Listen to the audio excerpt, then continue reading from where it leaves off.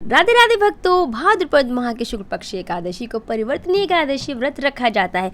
धृक पंचांग के अनुसार इस साल 14 सितंबर को परिवर्तनीय एकादशी का व्रत रखा जाएगा। इसे पद्मा एकादशी भी कहा जाता है। इस दिन विष्णु जी के वामन स्वरूप की पूजा होती है। मान्यता है कि इस व्रत को करने से साधक को मोक्ष की प्राप्ति होती है। कहा जाता है परिवर्तनीय एकादशी के दिन श्री हरि की पूजा आराधना के साथ परिवर्तनीय एकादशी की व्रत कथा भी सुननी चाहिए। आइए भक्तों, सुनते हैं परिवर्तनीय एकादशी व्रत कथा।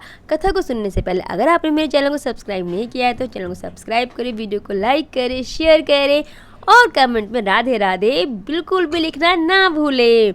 श्रीमन नारायण नारायण नारायण, श्रीमन नारायण नारायण नारायण, श्रीमन नारायण नारायण नारायण। बोलो भगवान विष्णु की जय। जय जय श्री राधे। परिवर्तनीय एकादशी का महत्व। युधिष्ठिर ने कहा, हे भगवान, आपने भाद्रपद कृष्ण एकादशी अर्थात अजय एकादशी का सविस्तार वर्णन सुनाया। अब आप कृपया करके मुझे भाद्रपद शुक्ल एकादशी का क्या नाम है, इसकी विधि तथा इसका महात्म्य कहिए। तब भगवान श्री कृष्ण कहने लगे कि इस पुण्य, स्वर्ग और मोक्ष को देने वाली, सब पापों का नाश करने वाली उत्तम वामन एकादशी का महात्म्य मैं तुमसे कहता हूँ। आप इसे ध्यान पूर्वक सुने।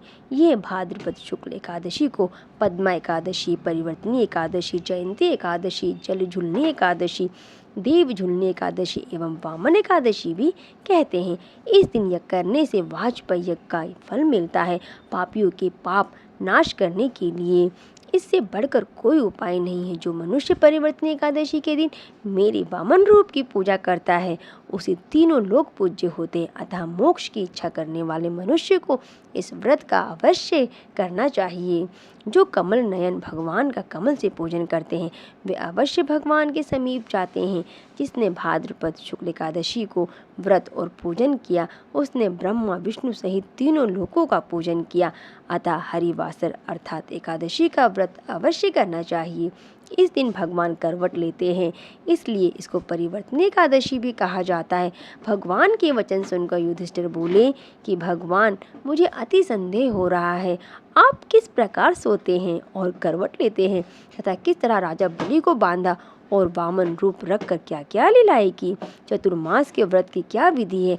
अतः आपके शयन करने पर मनुष्य का क्या कर्तव्य है, सो आप मुझे विस्तार से बताइए। परिवर्तनीय एकादशी व्रत कथा। श्री कृष्ण कहने लगे, हे राजन, अब आप सब पापों को नष्ट करने वाली कथा का श्रवण करें। त्रेता युग में बलि नामक एक दैत्य था। वह मेरा परम भक्त था। विविध प्रकार के वेद सूक्तों से मेरा पूजन किया करता था और नित्य ही ब्राह्मणों का पूजन तथा यज्ञ के आयोजन करता था। लेकिन इंद्र से द्वेष के कारण उसने इंद्रलोक तथा सभी देवताओं को जीत लिया। इस कारण सभी देवता एकत्रित होकर सोच विचार कर भगवान के पास गए। बृहस्पति जी सहित इंद्रादिक देवता प्रभु के निकट जाकर और नतमस्तक होकर वेद मंत्रों द्वारा भगवान का पूजन और प्रार्थना करने लगे। अतः मेरे वामन रूप धारण करके पांचवा अवतार लिया और फिर अत्यंत तेजस्वी रूप से राजा बलि को जीत लिया।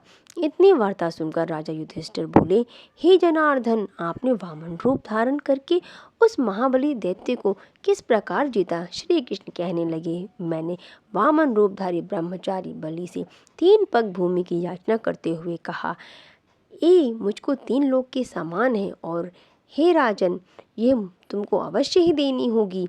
राजा बलि ने इसे तुच्छ याचना समझकर 3 पग भूमि का संकल्प मुझको दे दिया और मैंने अपने त्रिविक्रम रूप को बढ़ाकर यहाँ तक कि भूलोक में पद, भूर्वालोक में जंघा, स्वर्गलोक में कमर, महालोक में पेट, जनलोक में हृदय, यमलोक में कंठ की स्थापना कर सत्यलोक में मुख, उसके ऊपर मस्तक स्थापित किया।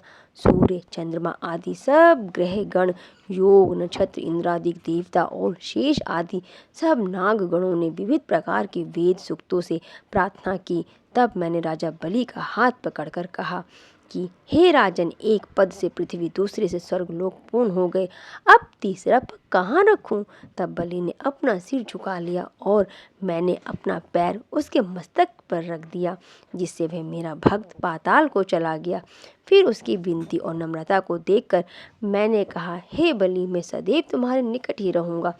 विरोचन पुत्र बलि से कहने पर भाद्रपद शुक्ल एकादशी के दिन बलि के आश्रम पर मेरी मूर्ति स्थापित हुई। इसी प्रकार दूसरी क्षीरसागर में शेषनाग के पृष्ठ पर हुई। हे राजन, इस एकादशी को भगवान शयन करते हुए करवट लेते हैं, इसलिए तीनों लोकों के स्वामी भगवान विष्णु का उस दिन पूजन करना चाहिए। इस दिन तांबा, चांदी, चावल और दही का दान करना उचित है। रात्रि को जागरण अवश्य करना चाहिए।